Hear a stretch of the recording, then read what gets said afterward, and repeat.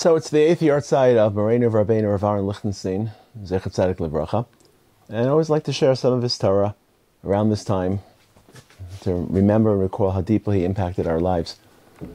In the late 60s, Rav Aharon, I can't even call it a lecture or an essay, he wrote a thesis for one of the departments of Yeshiva University under the auspices of Yeshiva University, which was exploring the relationship between general values, what we call them Western values, and Halakha. And in typical fashion, Rav Lichtenstein wrestled with this very thorny issue. On the one hand, humanism begins in the late 14th century, comes to a head in the 15th century, and has biblical origins, and many of the proponents of humanism are religious, and the sources they're quoting are the Bible and other religious sources. Then, of course, in the 18th and 19th century, it takes a decidedly secular turn. First in the 18th century with political freedom and enlightenment, then in the 19th century with free thought and secularism. And many people today would rightly associate humanism with a secular world as an ideology that's replaced religion, and rightly so. So Rav Lichtenstein tackled the question, is humanism consistent and congruent with Judaism, with Torah? Yes or no? Well, don't expect a yes or no answer from Rav Lichtenstein. And it was a panoramic conversation about a broad range of issues. Rav Lichtenstein deconstructed humanism, very nuanced, typically, characteristically. And in these panoramic discussions, there were so many nooks and crannies and so many areas of religion that were explored that it was just exhilarating just to read and to think about the various issues of religion which Rav Lichtenstein explored and analyzed based on this question. So I want to give a brief summary of what this article is, written in the most recently published edition called Values in Halakha, put out by Magid, Rav Lichtenstein's writings. So it's the first article. It's about, about a 70, 80-page article. So let's start with the beginning. Humanism is a worldview that highly values man, puts man at the center. Is this consistent with Judaism? So to begin tackling this question, Rav Lichtenstein divided this issue into two. One is the nature of man. How do we view man? How do we conceive of him philosophically? What is man's station and position within the broader cosmos? How does Hashem see man? The second question, broadly speaking, is religious experience. Is religious experience consistent or incongruent with humanistic values, human beings at the center?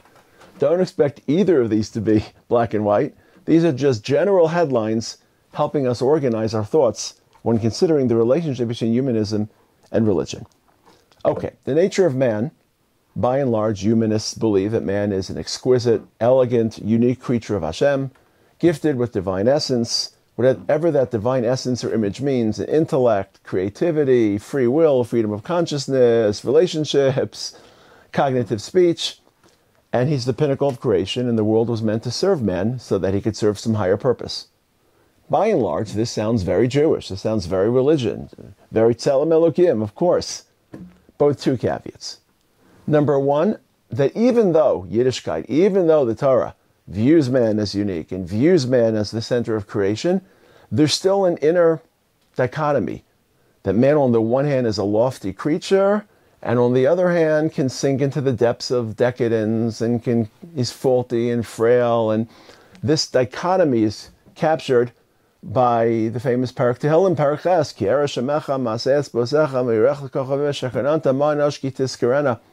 A parak that migrates between the grandeur of man and the frailty of man. And to a degree, whether man is grand or fallen depends upon his actions and his decisions. Number two, the second caveat, the second disclaimer is that man isn't inherently lofty. His loftiness, his noble stature, his exquisite nature is endowed to him by Hashem.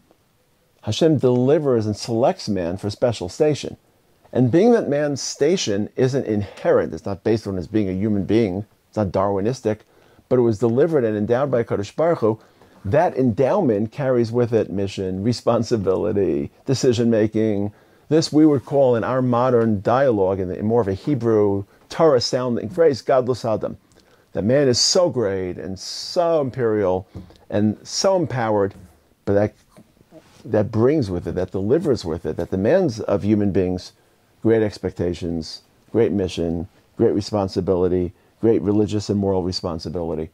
So yes, man is grand, man is lofty, it's very humanistic, but there are two breaks with humanism. It's not inherent, but it's delivered by HaKadosh Baruch Hu.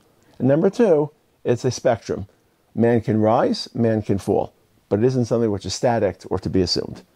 So that's the first question. How does the Torah view human beings, and how similar is it to the humanistic view that human beings are at the pinnacle, the apogee of creation? Second question is, well, how does this pan out in our religious experience in our avodas Hashem? Do we feel humanistic when we're serving Hashem? Should we think in humanistic terms?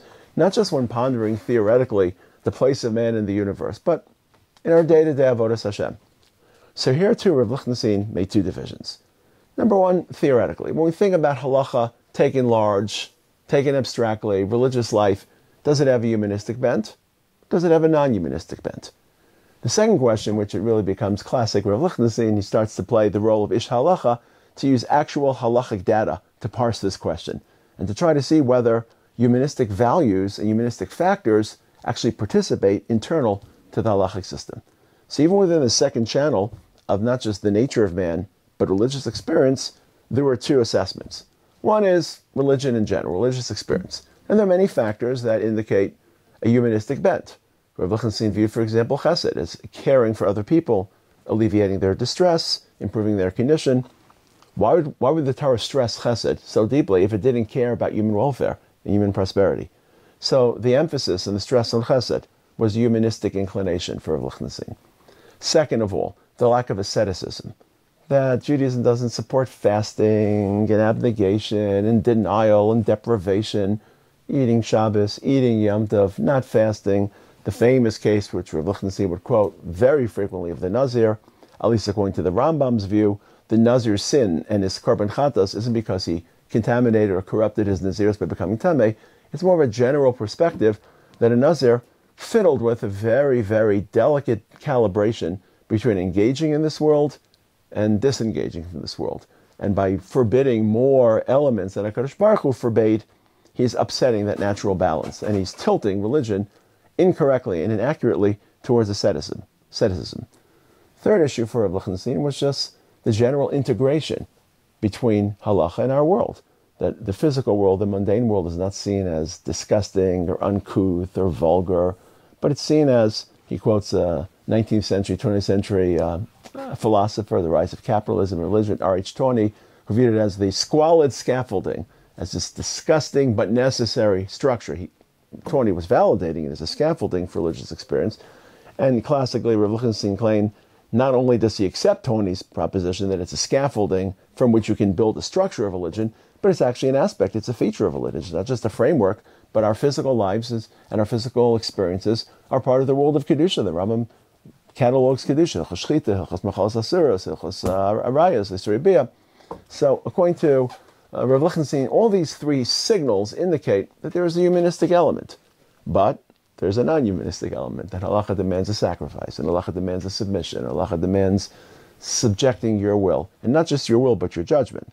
At Har HaMoriah, Avram is not just breaking his will for Hashem, he's breaking his moral conscience. He's saying, you gave me freedom of conscience, I'm suspending my freedom of conscience, and I'm taking an act which my conscience signals is immoral on your behalf. So it's not just a robotic act. I'm not in the mood to fast the Yom Kippur, but I'll suffer it because I know it's important. I'm not in the mood to bring my son as a korban because I don't think it's moral. And HaKadosh Baruch Hu wants me to break my moral will. So just one quote to summarize how Rav Lichtenstein viewed this balance between the humanistic elements and non-humanistic elements. It is almost ludicrous, he writes on page 64, to speak of Judaism as an anthropocentric religion. Judaism is humanistic in its vision of man's worth, its concern for his well-being, and its positive approach to all aspects of its existence. Those are the humanistic elements. But it harbors no illusions about man's servile position, a position he occupies not as a punishment for original sin, but simply a natural condition. He's a servant of Hashem. Or at a higher level, as the result of his covenantal commitment, not just because of he's an Eved Hashem, because he entered into a commitment and a covenant with HaKadosh Baruch Hu.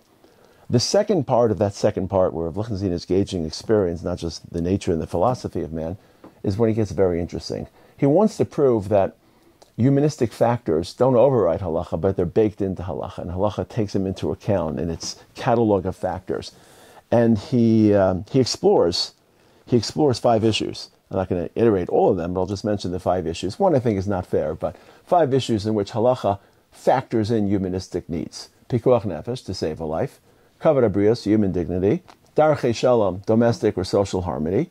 Tsar, trying to avoid pain and discomfort. And hefsed meruba, where there's a great incurment of financial loss, or shas adchak. And the fact that halakha admits all, and here is where it becomes a shir klal. He's not just referencing them theoretically, but he's drilling down to the details. And what are the sources of kavod habrios? And can it be seen as a broad application or just a minor application? Hey mamru v'hey mamru. And the fact that Rashi quotes in Makar indicates something. The fact that Rambam quotes in Makar, this is where he's becoming very halachically precise. He's not just throwing ideas and speculating about how they influence the halachic process, but he's drilling deep down into the sugyos to decide how compelling these factors are. And I don't think pikuach nefesh is fair, because even if you're not a humanist, you could justify pikuach nefesh, right? Because Hashem wants us to perform halakha. If we die, then we can't perform halakha. So even if you're not a humanist bent, pikuach nefesh is still obvious. But the Rambam's editorialization of pikuach nefesh, that it's reflective of HaKadosh Baruch Hu as a melech rachamim v'shalom v'chesed b'olam. So these are the 5 areas, and it's just a fascinating read, because the beginning of the article is so philosophical and so broad and so sweeping, and he's quoting his favorite author, Cardinal Newman. He's quoting 20. He's quoting authors I never heard of, and this is going back to the 60s, partially because it bears the passage of time. But then at the end of the article, he's just drilling down to Tosfos and Rambam and Rashi, and it's a tour de force, and it reflects, I think, Rabbi Soloveitchik's approach that the portal to philosophical analysis has to be halachic data. You parse the data and use it as a platform or portal to try to, otherwise it's just very speculative and very loose and ungrounded or non-grounded, unanchored. Towards the end, he has this classic commentary where he feels that poskim are not committed to introducing humanistic elements such as kavod habrios and darchei shalom to create heterim, for obvious reasons, because it could get out of hand and it could wreck the entire system. But he also notes the danger of under-application, that it may paint the halachic system as insufficiently sensitive to humanism. And this is where my comments come in. This is more or less a summary of the article. My comments come in. I'm intrigued by how this affected Rav Lichtenstein's thought and his life and his experience.